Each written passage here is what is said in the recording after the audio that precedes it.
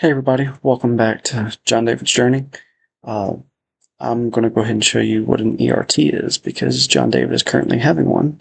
An ERT is an extubation readiness test. So when you come into the hospital, and especially for our CHD babies, a lot of them need additional support. So John David has been on a ventilator since he's been born. He was born, rushed up here into the PCICU, and intubated, which means they put the tube in for the ventilator to work and help his lungs breathe. And he actually did have a self-extubation at one point, early on, like day 3 of life. Accidentally self-extubated, so they had to take the tube out, which is what extubation is. And so for 10 hours of his life so far, he has been extubated.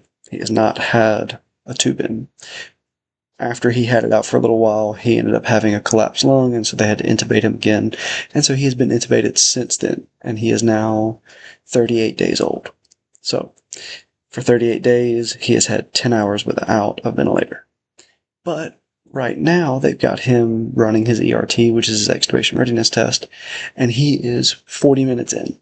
So hopefully, if he can make it 2 hours, he has to do that today, and they have to give him 24 hours and then try and do it again. If he can pass it twice, do 2 hours each time, he will be extubated. But this is something that you should expect as a CHD parent if you're coming into the situation. Just understand that you probably have a child who goes on the ventilator at some point if they need that support.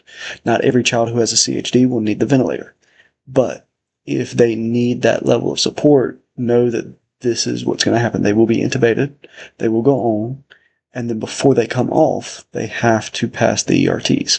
So this is him right now.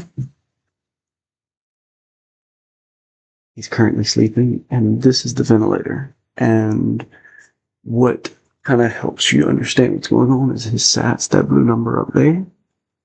You can see that he is holding his oxygen saturation, and then over here, they're looking at his tidal volumes, meaning that he's getting nice breaths in and out. So hopefully this is helpful to you and helps give you an idea of what's going to happen if you come in and have to be intubated and be put on a ventilator. But good luck, everybody, and that y'all don't have to have a ventilator, but if you do, you now know what intubation, extubation, and an ERT is, and each hospital will probably have a little bit different policy on the extubation readiness test in terms of how long they need to be able to pass. It was an hour here at Duke. They just changed it to 2 hours, so that may vary depending on where you are, but they will have some form of extubation readiness test before you come off the ventilator. So best of luck, Godspeed, and hope y'all have a safe journey through your CHD experience, and we will be praying for you if you'd like to comment. God bless you.